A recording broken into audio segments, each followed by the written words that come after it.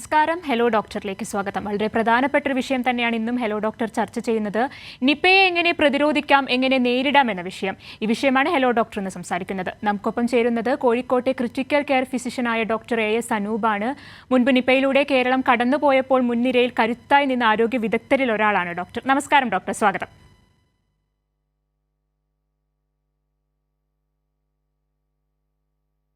Doctor, പ്രത്യേകിച്ച് ഡോക്ടറെ പറ്റി പരിചയപ്പെടുത്തേണ്ട ആവശ്യമില്ല. കാരണം നിപ്പ എന്നൊരു അസുഖത്തെ പറ്റി കേരളം അറിയുമ്പോൾ തന്നെ അതിൻ്റെ മുൻനിരയിൽ കരുത്തായി നിന്നൊരു ഡോക്ടറാണ്. ഞാൻ ആദ്യം സൂചിപ്പിച്ചതുപോലെ തന്നെ ഡോക്ടർ ഇപ്പോൾ വീണ്ടും ഒരു നിപ്പ മരണം സംഭവിച്ചു. നിപ്പയെക്കുറിച്ചുള്ള ആശങ്കകൾ ഇപ്പോൾ കേരളത്തിൽ ഉടനീളം പടർന്നുകൊണ്ടിരിക്കുകയാണ്. അപ്പോൾ ഈ സമയത്ത് നിപ്പയിൽ അറിഞ്ഞിരിക്കേണ്ട കാര്യങ്ങൾ എന്തെല്ലാമായിരിക്കും?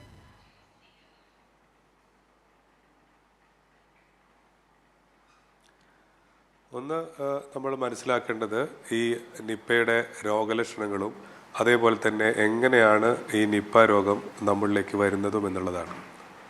ഇതിനെപ്പറ്റി പല രീതിയിലുള്ള അഭ്യൂഹങ്ങളും അതേപോലെ തന്നെ ഈ പല വിവാദങ്ങളും ശ്രദ്ധയിൽപ്പെടുകയുണ്ടായി. ഇപ്പോഴും പലരും വിശ്വസിക്കുന്നത്, പല ഡോക്ടർമാരും തന്നെ പ്രതികരിക്കുന്നത് കേട്ടു, ഇപ്പോഴും നിപ്പയുടെ മൂലസ്രോതസ് വ്യക്തമായി മനസ്സിലായിട്ടില്ല, അല്ലെങ്കിൽ ആ രീതിയിലുള്ള പഠനം നടന്നിട്ടില്ല എന്നുള്ളത്. അത് തികച്ചും തെറ്റാണ്. നിപ്പയെ പറ്റിയുള്ള പഠനങ്ങൾ മുമ്പേ തന്നെ നടന്നതാണ്. 2018 കേരളത്തിൽ നിപ്പ സ്ഥിരീകരിക്കുന്നതിന് മുമ്പേ തന്നെ ഇന്ത്യയിലെ പല സംസ്ഥാനങ്ങളിലും ഈ പഴന്തീനി വവ്വാലുകളിൽ ഈ നിപ്പ വൈറസിൻ്റെ സാന്നിധ്യം സ്ഥിരീകരിച്ചിട്ടുണ്ട്. കാശ്മീരിൻ്റെ ചില ഭാഗങ്ങൾ ഒഴികെ ഇന്ത്യയിലെ ഒട്ടുമിക്ക സംസ്ഥാനങ്ങളിലുള്ള പഴന്തീനി വവ്വാലുകളിലും നിപ്പ വൈറസിൻ്റെ സാന്നിധ്യമുണ്ട്. അതേപോലെ 2018 പിന്നീട് 2019, 2021, 2023 ഒക്കെ ഈ നിപ്പ അസുഖം വന്ന സമയത്ത് ആ സമീപ പ്രദേശങ്ങളിലുള്ള വവ്വാലുകളിൽ ഈ പരിശോധന നടത്തുകയും ഈ നിപ്പ വൈറസിൻ്റെ സാന്നിധ്യം ഈ വവ്വാലുകളിൽ കാണുകയും ചെയ്തിട്ടുണ്ട്. 2 രീതിയിലാണ് ആ ടെസ്റ്റുകൾ നടന്നത്. ഒന്ന് നിപ്പ ആൻറ്റിബോഡി പരിശോധനയാണ്. നിപ്പ ആൻറ്റിബോഡി പരിശോധനയിൽ നമുക്ക് ആ സമയത്ത് വവ്വാലിൽ ഈ വൈറസ് ഉണ്ടാവണമെന്നില്ല. എന്നാലും ഏതെങ്കിലും ഒരു സമയത്ത് ഈ വവ്വാലുകൾ വൈറസിൽ എക്സ്പോസ് ആയാൽ മാത്രമേ ആൻറ്റിബോഡി വരികയുള്ളൂ. പക്ഷേ ചില പഠനങ്ങളിൽ കൃത്യമായി ഈ അന്ന് രോഗികൾ കണ്ട അതേ ജനിതക വ്യത്യാസങ്ങളുള്ള അല്ലെങ്കിൽ അതേ ജനിതക ഘടനയുള്ള വൈറസിനെ വവ്വാലുകളിൽ നിന്നും ഐഡൻറ്റിഫൈ ചെയ്തിട്ടുണ്ട്. ഇങ്ങനെയാണ് നമുക്ക് ഏതൊരു അസുഖത്തിൻ്റെയും മൂലസ്രോതസ് കണ്ടുപിടിക്കാൻ പറ്റുന്നത്. അതേപോലെ തന്നെ മുൻപ് ഈ രോഗം കണ്ടുപിടിച്ച ഈ മലേഷ്യയിലാണെങ്കിലും പിന്നീട് വന്ന ബംഗ്ലാദേശിലാണെങ്കിലും ഒക്കെ തന്നെ ഈ പഠനങ്ങൾ കൃത്യമായി നടന്നിട്ടുണ്ട്. അതുകൊണ്ട് തന്നെ ഈ രോഗത്തിൻ്റെ മൂലസ്രോതസ് വവ്വാലുകളാണ് എന്നുള്ളതിൽ യാതൊരു സംശയവുമില്ല. ചില പ്രത്യേക സാഹചര്യങ്ങളിൽ ഈ വവ്വാലുകളെ ഉദ്ദീപിപ്പിക്കപ്പെടുകയും വവ്വാലുകളുടെ ശരീരത്തിൽ ഈ വൈറസിൻ്റെ അളവ് കൂടുകയും വവ്വാലിൻ്റെ ഈ സ്രവങ്ങളിലൂടെ അല്ലെങ്കിൽ ഈ വിസർജ്യ വസ്തുക്കളിലൂടെയൊക്കെ തന്നെ ഈ വൈറസ് പുറത്തേക്ക് വരികയും ചെയ്യാം. ഈ വൈറസ് പുറത്തേക്ക് വന്നു കഴിഞ്ഞാൽ അത് ഏതെങ്കിലും ഒരു പ്രതലത്തിൽ നിന്ന് കഴിഞ്ഞാൽ അത് കുറേ മണിക്കൂറുകളോ ദിവസങ്ങളോ ഈ വൈറസിന് ഒരു ജീവനില്ലാത്ത പ്രതലത്തിൽ നിൽക്കാൻ പറ്റില്ല. പക്ഷേ ആ വൈറസ് കൂടിയ സമയത്ത് തന്നെ ഈ സ്രവവുമായിട്ടോ അല്ലെങ്കിൽ ഈ വിസർജ്യ വസ്തുക്കളുമായിട്ടോ ഏതെങ്കിലും ഒരു മനുഷ്യന് ഒരു കോണ്ടാക്റ്റ് വരികയാണെങ്കിൽ ആ വൈറസ് അയാളുടെ ശരീരത്തിലേക്ക് പ്രവേശിക്കുകയും ശരീരത്തിലേക്ക് പ്രവേശിച്ച് കഴിഞ്ഞു കഴിഞ്ഞാൽ ഈ വൈറസിൻ്റെ അളവ് ശരീരത്തിൽ കൂടി രോഗലക്ഷണം കാണുന്നതിന് വേണ്ടി അതിനാണ് നമ്മൾ ഇൻക്യുബേഷൻ പീരീഡ് എന്ന് പറയുക. ഏകദേശം ഒരു ആവറേജ് ആയിട്ട് ഏകദേശം ഒരു 5 മുതൽ ഒരു 15 ദിവസമാണ് എടുക്കുക. നമ്മൾ കേരളത്തിൽ കണ്ട സമയത്തൊക്കെ ഒരു ആവറേജ് ആയിട്ട് ഏകദേശം ഒരു 10 മുതൽ 12 ദിവസമാണ് കണ്ടത്. ഈ രോഗലക്ഷണങ്ങൾ ഈ രോഗലക്ഷണങ്ങൾ തുടങ്ങിക്കഴിയുമ്പോൾ പലപ്പോഴും നമുക്ക് ശക്തമായ പനിയും ദേഹത്ത് വേദനയായിട്ടാണ് രോഗലക്ഷണങ്ങൾ ഉണ്ടാവുക. ഈ പ്രാവശ്യം രോഗം സ്ഥിരീകരിച്ച കുട്ടിക്കും അതേപോലെ തന്നെ ഈ ശക്തമായ പനിയും അതേപോലത്തെ ദേഹത്ത് വേദനയും നെഞ്ചുവേദനയാണ് അനുഭവപ്പെട്ടത്. ഈ പനി സാധാരണ മരുന്നുകളൊക്കെ കഴിച്ചിട്ടും മാറാതെ രീതിയിൽ നിൽക്കുക. പിന്നീടാണ് ഇത് മറ്റ് 2 രീതിയിലേക്കുള്ള രോഗലക്ഷണങ്ങളിലേക്ക് മാറുന്നത്. ഇപ്പോൾ 2 രീതിയിലുള്ള രോഗലക്ഷണങ്ങളുമായി പ്രത്യക്ഷപ്പെടാം. ഒന്നുമില്ല തലച്ചോറിനെ ബാധിക്കുന്ന മസ്തിഷ്ക ജ്വരത്തിൻ്റെ രോഗലക്ഷണങ്ങളുമായിട്ട് വരാം. അതല്ലെങ്കിൽ ഈ കഴിഞ്ഞ പ്രാവശ്യം 2023 കണ്ട പോലെ തന്നെ ശ്വാസകോശ സംബന്ധമായ രോഗലക്ഷണങ്ങളായിട്ട് വരാം. അതിനകത്ത് ശക്തമായ ചുമ, അതേപോലെ തന്നെ ശ്വാസതടസ്സം, ന്യൂമോണിയയുടെ രോഗലക്ഷണങ്ങൾ വരാം. ഈ ചുമയും ഈ ന്യൂമോണിയയുടെ രോഗലക്ഷണങ്ങളുമായിട്ട് വരുന്ന ആൾക്കാരാണ് കൂടുതൽ ആൾക്കാരിലേക്ക് രോഗം വ്യാപിപ്പിക്കുന്ന ആൾക്കാർ. കാരണം ഈ രോഗവ്യാപനം ഈ രോഗിയിൽ നിന്ന് പിന്നീട് മറ്റു രോഗികളിലേക്കോ അല്ലെങ്കിൽ മറ്റു ആൾക്കാരിലേക്കോ നടക്കുന്നത്. ആ സമയത്ത് ഈ പ്രധാനമായും നമ്മൾ കോവിഡിലൊക്കെ കണ്ട പോലെ തന്നെ നമ്മുടെ ഈ റെസ്പിറേറ്ററി സെക്രീഷൻസിലൂടെയാണ് രോഗവ്യാപനം നടക്കുന്നത്. എന്നാൽ ഈ പ്രാവശ്യത്തെ രോഗിക്ക് അത്തരത്തിലുള്ള രോഗലക്ഷണങ്ങളായിരുന്നില്ല. ഈ പനി വന്നതിന് ശേഷം പിന്നീട് മസ്തിഷ്ക ജ്വരത്തിൻ്റെ ഈ വ്യത്യാസവും അമിതമായ ക്ഷീണം അനുഭവപ്പെടുക, പിന്നീട് അപസ്മാരം വന്നിട്ട് ബോധരഹിതനാവുക, അങ്ങനെയാണ് ഉണ്ടായത്. അപ്പോൾ അതാണ് ഈ മസ്തിഷ്ക ജ്വരത്തിൻ്റെ ലക്ഷണങ്ങൾ വരുമ്പോൾ ഉണ്ടാവുക. ശക്തമായ തലവേദന, അപസ്മാരം, പെരുമാറ്റത്തിലുള്ള വ്യത്യാസം, ബോധക്ഷയം, ഇതൊക്കെയാണ് പിന്നീട് വരുന്നത്. ഈ മറ്റൊരു കാര്യം നിപ്പയുടെ കാര്യത്തിൽ, ഈ രോഗം വന്നു കഴിഞ്ഞാൽ പിന്നീട് ഞാൻ നേരത്തെ പറഞ്ഞു, ആദ്യം വവ്വാലിൽ നിന്ന് മനുഷ്യരിലേക്ക് വരുന്നു, പിന്നീട് മനുഷ്യരിൽ നിന്ന് മനുഷ്യരിലേക്കാണ് നമ്മൾ ഇന്ത്യയിലൊക്കെ കാണുന്ന ഈ നിപ്പ വകഭേദം വ്യാപിക്കുന്നത്. ഈ രീതിയിൽ വ്യാപിക്കുമ്പോൾ ഒരാളിൽ നിന്ന് അടുത്ത ആളിലേക്ക് പോകുന്നതോടുകൂടെ തന്നെ ഈ വൈറസിൻ്റെ വ്യാപനശേഷി കുറയുകയും അത് വലിയ രീതിയിലേക്ക് രോഗം വ്യാപിക്കുന്നതിൽ നിന്ന് വ്യാപിക്കാതെ താനെ തന്നെ ഈ രോഗം കൺട്രോൾഡ് ആവുകയോ അല്ലെങ്കിൽ കെട്ടടങ്ങുകയാണ് ചെയ്യാറ്. അതുകൊണ്ട് തന്നെ വലിയ രീതിയിലേക്ക് ഒരു വ്യാപനം സാധാരണ രീതിയിൽ നിപ്പയിൽ ഉണ്ടാവാറില്ല. എന്നിരുന്നാലും നമ്മൾ നിപ്പ രോഗം സ്ഥിരീകരിച്ചു കഴിഞ്ഞാൽ ഉടനടി തന്നെ ഈ രോഗിയുമായി ബന്ധപ്പെട്ട ആൾക്കാരെ മുഴുവൻ കണ്ടെത്തുകയും കോണ്ടാക്ട് ലിസ്റ്റ് ഉണ്ടാക്കുകയും അവരെയൊക്കെ തന്നെ നമ്മൾ ഐസൊലേറ്റ് ചെയ്യുകയും ചെയ്യുക എന്നുള്ളതാണ് നമ്മൾ ആദ്യം തന്നെ ചെയ്യുക. അല്ലെങ്കിൽ അവരെയൊക്കെ നമ്മൾ ക്വാറന്റൈൻ ചെയ്യുക. ഈ ക്വാറന്റൈൻ ചെയ്ത ആൾക്കാരിൽ ആരിലെങ്കിലും രോഗലക്ഷണങ്ങൾ ഉണ്ടെങ്കിലാണ് നമ്മൾ അവരെ ടെസ്റ്റ് ചെയ്യുന്നത്. ഇപ്പം നമ്മൾ ഈ 60 പേരെ നിരീക്ഷണത്തിലുണ്ടോ എന്നൊക്കെ പറയുന്നത് രോഗലക്ഷണങ്ങളുള്ള ആരുമല്ല. നമ്മുടെ കൃത്യമായ ഈ സംവിധാനങ്ങൾ ഉപയോഗിച്ച് അല്ലെങ്കിൽ നമ്മുടെ ആരോഗ്യ മേഖല ഇത്തരം സാഹചര്യങ്ങളെ മുമ്പ് നേരിട്ടത് കൊണ്ട് വളരെ ഫലപ്രദമായി തന്നെ ഇത്തരത്തിലുള്ള സമ്പർക്ക പട്ടിക തയ്യാറാക്കി അവരെ മുഴുവൻ നിരീക്ഷണത്തിൽ വെച്ചിരിക്കുകയാണ്. അതിനർത്ഥം ഇവരിൽ ആരിലും രോഗം വരണമെന്നല്ല. ഇവരിൽ ആരിലേക്കെങ്കിലും രോഗം വന്നു കഴിഞ്ഞാൽ ഉടനടി അത് കണ്ടുപിടിക്കാനും കൃത്യമായ ചികിത്സ കൊടുക്കാനും അവരിൽ നിന്ന് ഒരു കാരണവശാലും അടുത്ത ഒരു ഘട്ടത്തിലേക്ക് രോഗം പോകാതിരിക്കാനും വേണ്ടിയാണ് ഇത് ചെയ്യുന്നത്. അതേപോലെ തന്നെ നമുക്കിപ്പോൾ ഇതിൻ്റെ ടെസ്റ്റുകളൊക്കെ തന്നെ കേരളത്തിൽ തന്നെ ചെയ്യാനുള്ള സൗകര്യം ഉണ്ടായിട്ടുണ്ട്. നമ്മളിത് സ്രവങ്ങളിലൂടെയാണ് ഈ വൈറസിനെ നമ്മൾ ടെസ്റ്റ് ചെയ്ത് കണ്ടുപിടിക്കുന്നത്. ഈ തൊണ്ടയിലുള്ള സ്രവം, അതേപോലെ നട്ടിൽ നിന്ന് നീര് കുത്തിയെടുത്ത് കഴിഞ്ഞാലുള്ള ഫ്ലൂയിഡ്, ബ്ലഡ്, യൂറിൻ, ഇത്തരം സ്രവങ്ങളിലാണ് ഈ വൈറസിനെ നമ്മൾ സാധാരണ കണ്ടുപിടിക്കുന്നത്. തീർച്ചയായും ഡോക്ടർ, അതുപോലെ തന്നെ ഒരു ചോദ്യമല്ല, സംശയമാണ്. ഇപ്പോൾ വവ്വാലിൽ നിന്ന് രോഗം വരുന്നതിനെ പറ്റിയെല്ലാം ഡോക്ടർ സംസാരിച്ചു. പലപ്പോഴും ആളുകൾക്ക് നിപ്പ എന്ന് കേൾക്കുമ്പോൾ ഇപ്പോൾ ഒരു ഭയമാണ്. തീർച്ചയായും എല്ലാവരും ജാഗ്രതയോടെ തന്നെയാണ് ഇരിക്കുന്നത്. നമുക്ക് നിപ്പയെ എങ്ങനെ പ്രതിരോധിക്കാനാകും? ഇപ്പോൾ കോവിഡ് സമയത്തെല്ലാം നമ്മൾ സോഷ്യൽ ഡിസ്റ്റൻസിങ്ങും മാസ്കും സാനിറ്റൈസറും എല്ലാം ഉപയോഗിച്ച് കോവിഡിനെ പല രീതിയിൽ പ്രതിരോധിച്ചിരുന്നു. അത്തരത്തിൽ നിപ്പയെ എങ്ങനെ പ്രതിരോധിക്കാം? എങ്ങനെ കരുതിയിരിക്കണം?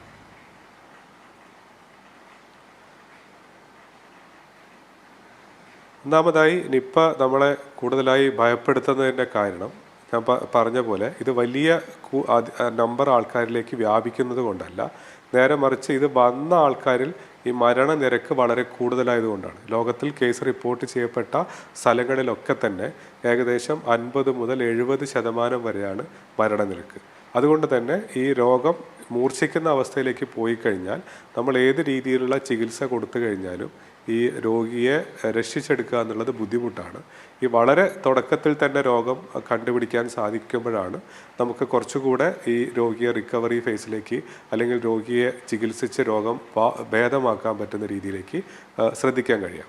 ഇനി നമ്മൾ എങ്ങനെയൊക്കെയാണ് രോഗത്തിൽ നിന്ന് മാറി നിൽക്കുക? ഞാൻ പറഞ്ഞു, ഈ രോഗത്തിൻ്റെ വ്യാപനത്തിന് 2 ഘട്ടങ്ങളാണ്. ഒന്ന്, വവ്വാലിൽ നിന്ന് മനുഷ്യരിലേക്ക് ആദ്യം രോഗം വരുന്നു.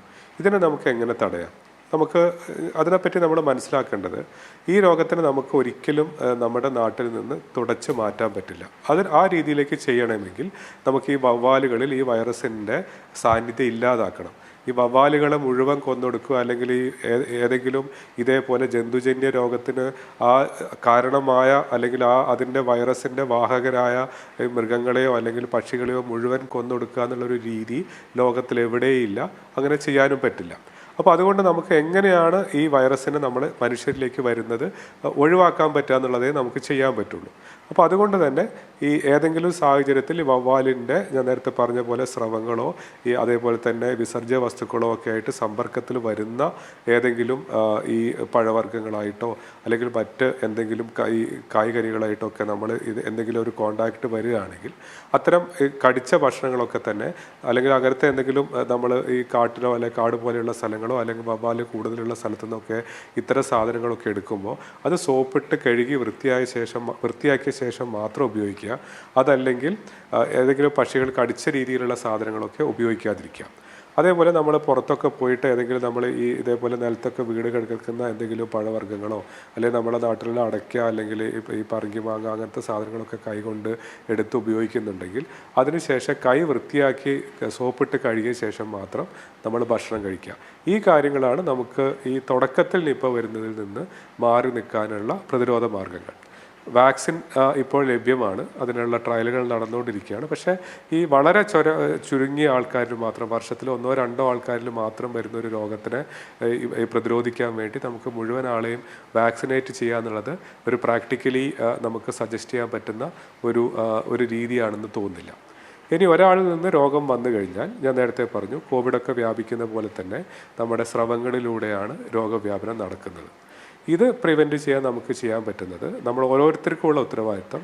നമുക്ക് ആർക്കെങ്കിലും പനിയോ അതല്ലെങ്കിൽ ഈ ശ്വാസസംബന്ധമായ രോഗലക്ഷണങ്ങളോ അതല്ലെങ്കിൽ നേരത്തെ പറഞ്ഞ പോലെ തന്നെയുള്ള ഈ മസ്തിഷ്ക ജ്വരത്തിൻ്റെ രോഗലക്ഷണങ്ങളോ ഒക്കെ വരുന്നുണ്ടെങ്കിൽ അത്തരത്തിലെ രോഗികളുമായി ഇടപഴകുന്ന ആൾക്കാരുടെ എണ്ണം വളരെ കുറയ്ക്കുക. അല്ലെങ്കിൽ കോമൺ സ്ഥലത്തൊന്നും അത്തരം ആൾക്കാരെ പോവാതിരിക്കുക. ആശുപത്രികളിലൊക്കെ ആണെങ്കിൽ ഇത്തരം രോഗികളെ ചികിത്സിക്കുന്നതിന് മറ്റ് രോഗികളുമായി മാറ്റി നിർത്തി ചികിത്സിക്കാനുള്ള സംവിധാനം ഉണ്ടാക്കുക. ഈ രോഗികളുടെ അടുത്ത് പോകുന്ന ആൾക്കാർ മാസ്ക് അതേപോലെ തന്നെ ഗ്ലൗസൊക്കെ ഇടുക, കൈ സാനിറ്റൈസറൊക്കെ ഉപയോഗിച്ച് വൃത്തിയാക്കുക. നമ്മൾ മുമ്പൊക്കെ പറയാറുള്ള പോലെ തന്നെ ഈ അനാവശ്യമായിട്ടുള്ള ആശുപത്രി സന്ദർശനങ്ങൾ ഒഴിവാക്കുക. ഈ കാര്യങ്ങളൊക്കെയാണ് നമുക്ക് ഈ രോഗിയിൽ നിന്നുള്ള രോഗവ്യാപനം തടയാൻ സഹായിക്കുന്ന കാര്യങ്ങൾ. ഡോക്ടർ, അതുപോലെ തന്നെ ഈ തവണ റിപ്പോർട്ട് ചെയ്ത നിപ്പ കേസിൽ പനിയാണ് ആദ്യ ലക്ഷണമായി വന്നതെന്നാണ് വാർത്തകളിൽ നിന്നെല്ലാം മനസ്സിലായത്. അപ്പോൾ നിപ്പയുടെ ഏറ്റവും വലിയ ലക്ഷണം പനിയാണോ? ഇത് മറ്റു പനികളിൽ നിന്ന് എങ്ങനെ വേർതിരിച്ചറിയാൻ സാധിക്കും? പ്രത്യേകിച്ച് മഴക്കാലമാണ്, പകർച്ചവ്യാധികളും പനികളും എല്ലാം ഉള്ളൊരു കാലമാണ്. അപ്പോൾ മറ്റു പനികളിൽ നിന്ന് നിപ്പയുടെ പനി വ്യത്യസ്തമായിരിക്കുമോ?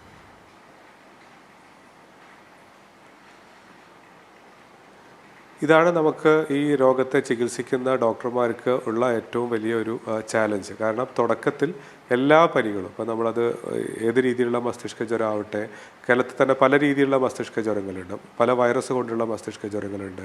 Japanese encephalitis, West Nile encephalitis, മറ്റ് വൈറസുകൾ കൊണ്ടുള്ള എൻസെഫലൈറ്റിസ്, അങ്ങനെ പല രീതിയിലുള്ള മസ്തിഷ്ക ജ്വരങ്ങളുണ്ട്. മറ്റ് പല രീതിയിലുള്ള പനികൾ ഇപ്പോൾ തന്നെ ആണെങ്കിൽ നമുക്ക് ഇൻഫ്ലുവൻസ ഉണ്ട്, ഡെങ്കിപ്പനി ഉണ്ട്, അതേപോലെ തന്നെ എലിപ്പനികളുണ്ട്. അങ്ങനെ പല രീതിയിലുള്ള പനികളുണ്ട്. ഈ പനികളൊക്കെ തന്നെ തുടക്കത്തിൽ പനിയും ശക്തമായ ദേഹത്ത് വേദനയോ അല്ലെങ്കിൽ ക്ഷീണമോ ആയിട്ടാണ് അനുഭവപ്പെടുക. അപ്പോൾ അതുകൊണ്ട് തന്നെ ഈ സമയത്ത് ഈ രോഗം നിർണയം നടത്തുക എന്നുള്ളത് വളരെ ബുദ്ധിമുട്ടാണ്. പനിയുള്ള ആൾക്കാരെ മുഴുവൻ നിപ്പ പരിശോധനയ്ക്ക് വിധേയമാക്കുക എന്നുള്ളതും നമുക്കൊരു പ്രാക്ടിക്കലായിട്ടുള്ള ഒരു സൊല്യൂഷനല്ല. ഈ പ്രാവശ്യത്തെ രോഗിക്കും ഈ 10-ാം തീയതി മുതലാണ് പനി അനുഭവപ്പെടുന്നത്. അതിനുശേഷം 10-ാം തീയതി ഒരു വ്യാഴാഴ്ച 11-ാം തീയതിയോടുകൂടിയാണ് പനി വരുന്നത്. പിന്നീട് വ്യാഴം, വെള്ളി, ശനി, ഞായറൊക്കെ ശക്തമായ പനിയായിരുന്നു. പിന്നീട് തിങ്കളാഴ്ച ഉച്ചയോടുകൂടിയാണ് ഈ പനിയുടെ കൂടെ തന്നെ ഈ അപസ്മാരം കൂടെ ഈ വരുന്നതും പിന്നീട് ഒരു പെരിന്തൽമണ്ണയിലുള്ള ഒരു സ്വകാര്യ ആശുപത്രിയിൽ പ്രവേശിപ്പിക്കപ്പെടുന്നതും വെന്റിലേറ്ററിൽ ചികിത്സയൊക്കെ വേണ്ടി വരുന്നത്. പിന്നീട് 3-4 ദിവസം അവിടെ വെന്റിലേറ്ററിൽ വെച്ചുള്ള ചികിത്സയിലും രോഗത്തിൽ യാതൊരു വ്യത്യാസം വരാത്തത് കൊണ്ടാണ് പിന്നീട് മറ്റ് രീതിയിലുള്ള ഈ ടെസ്റ്റിങ്ങിലേക്ക് പോകേണ്ടി വന്നതും അതേപോലെ തന്നെ ആ രോഗലക്ഷണങ്ങളിൽ കാണുന്ന ചില വ്യത്യാസങ്ങൾ മനസ്സിലാക്കാൻ സാധിച്ച് കൂടുതൽ ടെസ്റ്റ് നടത്തിയപ്പോഴാണ് ഇത് ഈ നിപ്പയാണെന്ന് മനസ്സിലായത്. അതുകൊണ്ട് താങ്കൾ പറഞ്ഞ പോലെ തന്നെ ഈ തുടക്കത്തിലെ രോഗലക്ഷണങ്ങളിൽ നിന്ന് നിപ്പയാണെന്ന് മനസ്സിലാക്കാൻ ബുദ്ധിമുട്ടാണ്. മറ്റ് പനികളിൽ നിന്ന് രോഗലക്ഷണം വെച്ച് കണ്ട് ഇത് നിപ്പയാണെന്ന് മനസ്സിലാക്കാനും ബുദ്ധിമുട്ടാണ്. തീർച്ചയായും ഡോക്ടർ, ഇപ്പോൾ ഒരു പ്രേക്ഷക ചേരുന്നുണ്ട് വിഷയത്തിൽ സംശയവുമായി. ദേവിയാണ് പാലക്കാട് നിന്ന്. ദേവി, ഡോക്ടറോട് ചോദിക്കാം. Okay sir, ബേബിയാണ്. ഹലോ, ചോദിച്ചോളൂ, കേൾക്കാം. ഡോക്ടർക്ക് കേൾക്കാം, ചോദിച്ചോളൂ. ഞാൻ സംശയം ചോദിക്കുന്നത്, ഇപ്പൊ 10 വർഷം മുമ്പ് 15 വർഷം മുമ്പേ ആണെങ്കിലും ഞങ്ങളുടെയൊക്കെ കുട്ടിക്കാലത്തും ഇതുപോലെ വവ്വാലുകളൊക്കെ ഉണ്ടായിരുന്നു. ആ സമയത്ത് ഇങ്ങനത്തെ ഒരു വൈറസിനെ പറ്റി അല്ലെങ്കിൽ ഇങ്ങനെ ഒരു പനിയോ വരുന്നുണ്ടോ, നിപ്പ വൈറസിനെ പറ്റി ഒന്നും കേട്ടിട്ടുമില്ല. ഇങ്ങനെ ഒരു ദാരുണമായ സംഭവം അപ്പൊ അന്ന് ഈ വൈറസ് ഈ വവ്വാലുകളുടെ മേലെ ഇങ്ങനത്തെ വൈറസുകളൊന്നും ഉണ്ടായിരുന്നില്ലേ? ഇപ്പോഴാ കുറച്ചല്ലേ ആയിട്ടുള്ളൂ ഇപ്പൊ നിപ്പ എന്നൊരു വൈറസ് വരുന്നത് വവ്വാലുകളിൽ നിന്നാണ് വരുന്നത് അങ്ങനെ എന്നൊക്കെ പറയുന്നത് കേൾക്കുന്നത്. അതോ താങ്കളുടെ ചോദ്യം മനസ്സിലായി. ചോദ്യം വളരെ ഞാൻ പറയാം. ചോദ്യം വളരെ വ്യക്തമാണ്. കാരണം 2018 കേരളത്തിൽ ആദ്യം നിപ്പ റിപ്പോർട്ട് ചെയ്യപ്പെടുന്നത്. ഈ വവ്വാലുകളുടെ സാന്നിധ്യം നമ്മുടെ നാട്ടിൽ എത്രയോ വർഷങ്ങളായിട്ടുള്ളതാണ്. എന്നിട്ട് എന്തുകൊണ്ട് മുമ്പേ റിപ്പോർട്ട് ചെയ്യപ്പെട്ടിട്ടില്ല എന്നുള്ളതാണ് ചോദ്യം. ഞാനിത് പല പ്രാവശ്യം ആൻസർ ചെയ്തതാണ്. കാരണം 2018 നിപ്പ കണ്ടുപിടിച്ച സമയത്ത് തന്നെ കൃത്യമായി പറഞ്ഞതാണ്. കാരണം ഇത് 2018 കേരളത്തിൽ ആദ്യം നിപ്പ കൃത്യമായി ഡയഗ്നോസ് ചെയ്യപ്പെടുന്നതെങ്കിലും അത് ഇന്ത്യയിലോ അല്ലെങ്കിൽ സൗത്ത് ഇന്ത്യയിലോ ഉള്ള ആദ്യത്തെ കേസാണെന്ന് ഞാൻ കരുതുന്നില്ല. മുമ്പേ എത്രയോ പ്രാവശ്യം കേരളത്തിലും മറ്റ് സംസ്ഥാനങ്ങളിലൊക്കെ തന്നെ നിപ്പ ബാധ വന്നിട്ടുണ്ടാവാം. ആ സമയത്തൊക്കെ അത് കണ്ടുപിടിക്കപ്പെടാതെ പോയതാണ്. നമ്മൾ ഇപ്പോൾ പറഞ്ഞു കഴിഞ്ഞാൽ ഈ വർഷത്തെ ഒരൊറ്റ കേസാണ് ഇതുവരെ വന്നിരിക്കുന്നത്. 2021 വന്നപ്പോൾ ഒറ്റയാളിലാണ് രോഗം വന്നിരിക്കുന്നത്. അങ്ങനെ പലപ്പോഴും ഇത് വളരെ കുറഞ്ഞ നമ്പറുകളിലേക്ക് രോഗം പോയത് കൊണ്ട് അത് കൂടുതൽ ശ്രദ്ധിക്കപ്പെടാത്ത രീതിയിൽ പോയതായിരിക്കും. അല്ലാതെ ഇത് മുമ്പേ ഇല്ലാത്ത രോഗമോ കണ്ടുപിടിക്കപ്പെടാത്ത രോഗമൊന്നുമല്ല. ഇതിന് നമ്മുടെ ഞാൻ കോഴിക്കോട് ഭാഗത്ത് ജീവിക്കുന്ന ആളാണ്. അപ്പോൾ ഇവിടെയൊക്കെ നമ്മൾ മുമ്പേ പറഞ്ഞ് കേൾക്കുന്ന ചില കാര്യങ്ങളുണ്ട്. നിങ്ങളുടെ നാട്ടിൻപുറത്തൊക്കെയുള്ള പലരും അത് കേട്ടിട്ടുണ്ടാവും. കാരണം നമ്മളെ നാട്ടിൻപുറങ്ങളിലൊക്കെ ചെറിയ കാടുകളും കാവുകളും ഒക്കെ വളരെ കോമൺ ആയിരുന്നു. ഈ കാവുകളിലൊക്കെ തന്നെ വവ്വാലുകളുടെ എണ്ണവും വളരെ കൂടുതലാണ്. അപ്പോൾ പണ്ടൊക്കെ ഞാൻ കുട്ടിയായ സമയത്ത് തന്നെ പറഞ്ഞു കേട്ടിട്ടുണ്ട്, ഈ കാവുകളിലൊക്കെ പോയ പല ആൾക്കാരിലും പിന്നീട് അവർക്ക് ഈ ശരീരത്തിലേക്ക് എന്തോ ഈ ചെകുത്താൻ കയറിയെന്നോ അല്ല അങ്ങനെ കയറിയിട്ടോ പിന്നെ ഈ പെരുമാറ്റത്തിൽ വ്യത്യാസം വന്നു അല്ലെങ്കിൽ ഭ്രാന്തിൻ്റെ ലക്ഷണങ്ങൾ കാണിച്ചു എന്നൊക്കെ പലരും പറയുന്നത് കേട്ടിട്ടുണ്ട്. അപ്പോൾ ഈ തലച്ചോറിലേക്ക് ബാധിക്കുന്ന ഈ ചില അണുബാധകളാണ് പലപ്പോഴും ഒരാളുടെ പെരുമാറ്റത്തിൽ വ്യത്യാസം വരുത്തുന്നതും അതല്ലെങ്കിൽ അപസ്മാരം വരുത്തുന്നതും ഒക്കെ തന്നെ. അപ്പോൾ അത്തരത്തിലൊക്കെ ഞാൻ പറയാൻ ഉദ്ദേശിച്ചത്, അപ്പോൾ വർഷങ്ങൾക്ക് മുമ്പേ തന്നെ ഇത്തരത്തിലുള്ള രോഗങ്ങൾ നമ്മുടെ നാട്ടിലൊക്കെ ഉണ്ടായിട്ടുണ്ടാവാം. ആ സമയത്ത് അത് മനസ്സിലാക്കപ്പെടാതെ പോയി എന്നുള്ളതേ ഉള്ളൂ. അല്ലാതെ ഇത് 2018 ആദ്യമായി കേരളത്തിൽ പൊട്ടിപ്പുറപ്പെട്ട ഒരു രോഗമാണെന്ന് തോന്നുന്നില്ല. അതേപോലെ തന്നെ ഇത് കോഴിക്കോടോ മലപ്പുറത്തോ മാത്രം ഒതുങ്ങി നിൽക്കുന്ന ഒരു രോഗമല്ല. ഇത് ഇന്ത്യയിലെ ഒട്ടുമിക്ക സംസ്ഥാനങ്ങളിലും ഈ ഏഷ്യയിലെ പല രാജ്യങ്ങളിലും ഉള്ളൊരു രോഗമാണ്. പക്ഷെ അവിടെയൊന്നും അത് കൃത്യമായ രീതിയിൽ ടെസ്റ്റ് ചെയ്യപ്പെടാത്തതോ അല്ലെങ്കിൽ ശ്രദ്ധിക്കപ്പെടാത്തതോ ആണ്. കാരണം ഇതുമായി ബന്ധപ്പെട്ട് പല രാജ്യങ്ങളിലെ വിദഗ്ധരുമായി പല പ്രാവശ്യം ഈ സംവേദിക്കാനും പല മീറ്റിങ്ങുകളിലും ഒക്കെ പങ്കെടുക്കാനും സാധിച്ചതാണ്. അപ്പോൾ അവരൊക്കെ തന്നെ അത് കൃത്യമായി സമ്മതിച്ചൊരു കാര്യമാണ്. കാരണം അവരൊന്നും ഇത്തരം കാര്യങ്ങളെ പറ്റി കൂടുതലായി ശ്രദ്ധിക്കുകയോ അല്ലെങ്കിൽ ഇത്തരം ഈ മസ്തിഷ്ക ജ്വരമായി വരുന്ന ആൾക്കാരിൽ കൃത്യമായി ഈ നിപ്പ ടെസ്റ്റുകൾ നടത്തുകയോ ചെയ്തിട്ടില്ല. അപ്പോൾ അത് ആയിരിക്കാം കാരണം. അല്ലാതെ ഇത് കേരളത്തിൽ മാത്രം ഒതുങ്ങി നിൽക്കുന്ന ഒരു അസുഖമാണെന്ന് തോന്നുന്നില്ല. തീർച്ചയായും ഡോക്ടർ പ്രേക്ഷകർക്ക് വ്യക്തമായി കാണുമെന്ന് കരുതുന്നു. ഡോക്ടർ, 2018 ആദ്യ നിപ്പ കേസ് റിപ്പോർട്ട് ചെയ്ത സമയം മുതൽ തന്നെ നമ്മുടെ സംസ്ഥാനം ആ രോഗത്തോട് തീർത്തൊരു പ്രതിരോധം വലുതല്ലേ? ഞാൻ തുടക്കത്തിൽ തന്നെ സൂചിപ്പിച്ചിരുന്നു, അന്ന് മുതൽ തന്നെ മുൻനിരയിൽ പ്രവർത്തിച്ച ആരോഗ്യ പ്രവർത്തകരിൽ ഒരാളാണ് ഡോക്ടർ. അപ്പോൾ ഇതിൽ സംസ്ഥാന സർക്കാരിൻ്റെ പ്രവർത്തനങ്ങൾ വലിയ രീതിയിൽ തന്നെ ആശ്വാസം പകരുന്നതല്ലേ?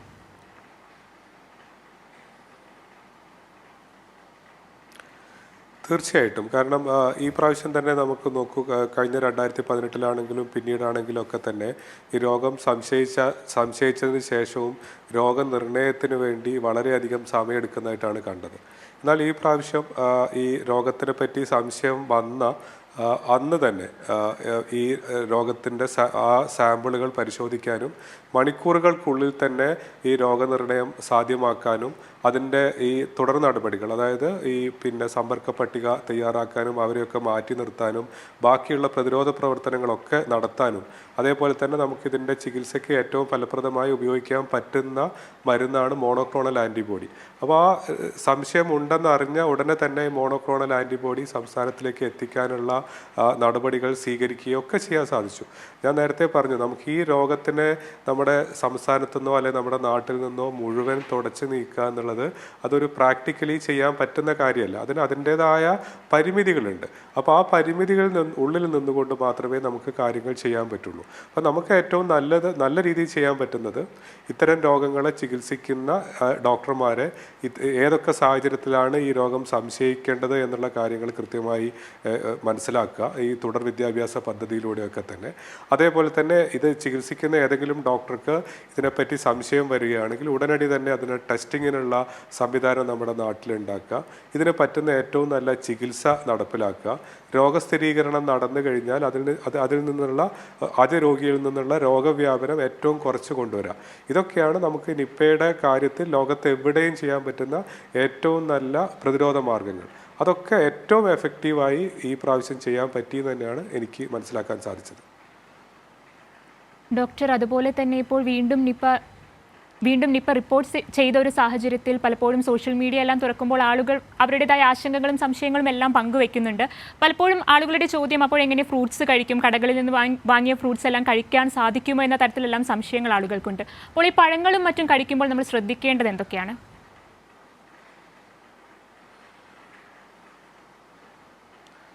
ആദ്യം തന്നെ നമ്മൾ മനസ്സിലാക്കേണ്ടത് ഇത് ഏതെങ്കിലും പഴങ്ങൾ കഴിക്കുന്നത് കൊണ്ട് മാത്രം വരുന്ന ഒരു അസുഖമല്ല.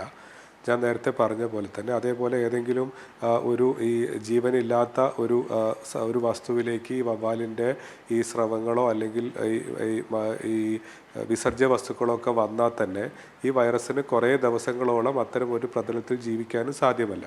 അതുകൊണ്ട് തന്നെ നമ്മൾ ഈ വൈറസിൻ്റെ ഈ സെക്രീഷനുമായിട്ടുള്ള ഡയറക്റ്റ് കോണ്ടാക്റ്റ് ഉള്ള ഒരു സാധനം നമ്മുടെ കയ്യിലോ അല്ലെങ്കിൽ ദേഹത്തോ വരികയും ആ സെക്രീഷൻ നമ്മുടെ മൂക്കിലോ വായിലോ എത്തുമ്പോഴോ മാത്രമാണ് ഈ വൈറസ് നമ്മുടെ ശരീരത്തിലേക്ക് വരുന്നത്. ഈ എല്ലാ കാര്യങ്ങളും ഒത്തുവരിക എന്നുള്ളത് വളരെ അപൂർവമായി അല്ലെങ്കിൽ വളരെ നിർഭാഗ്യവശാൽ സംഭവിക്കുന്ന ഒരു കാര്യമാണ്. അപ്പോൾ അതിൽ നമുക്ക് ശ്രദ്ധിക്കാൻ പറ്റുന്ന ഞാൻ നേരത്തെ പറഞ്ഞ രീതിയിലൊക്കെ തന്നെയുള്ള ഈ നിലത്ത് വീണ് കിടക്കുന്ന ഈ ഫ്രൂട്ട്സോ അല്ലെങ്കിൽ നമ്മൾ ഇതേപോലെ ഈ കൂടുതൽ കാട് പോലെയുള്ള വവ്വാലുകളൊക്കെയുള്ള പ്രദേശത്തുള്ള ഫ്രൂട്ട്സോ ഒക്കെ എടുത്ത് പറിച്ച് കഴിക്കുകയോ അല്ലെങ്കിൽ നിലത്ത് കഴിക്കുന്ന സമയത്ത് അത് കഴുകി വൃത്തിയാക്കിയ ശേഷം മാത്രം കഴിക്കുക. അതേപോലെ ഈ പക്ഷികൾ കടിച്ചതായിട്ടുള്ള ഫ്രൂട്ട്സ് ഉപയോഗിക്കാതിരിക്കുക.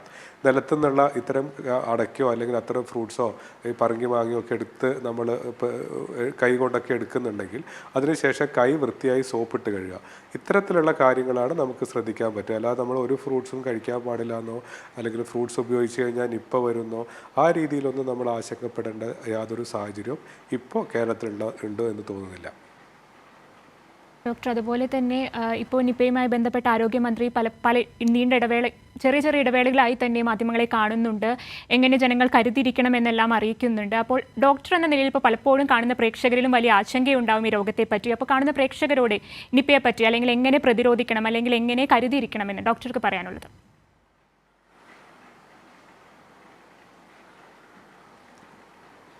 നേരത്തെ സൂചിപ്പിച്ച പോലെ തന്നെ ഈ നിപ്പ ആദ്യ രോഗിയിലാണ് വവ്വാലിൽ നിന്ന് വരുന്നത്. അത് കഴിഞ്ഞാൽ മനുഷ്യരിൽ നിന്ന് മനുഷ്യരിലേക്കാണ് രോഗം വരുന്നത്. ഈ രോഗിക്ക് തന്നെ ആദ്യ രോഗലക്ഷണങ്ങൾ കാണാൻ തുടങ്ങിയത് 10-ാം തീയതി മുതലാണ്. അതിനുശേഷം ഇന്നിപ്പോൾ ഏകദേശം 12 ദിവസം കഴിഞ്ഞിരിക്കുന്നു.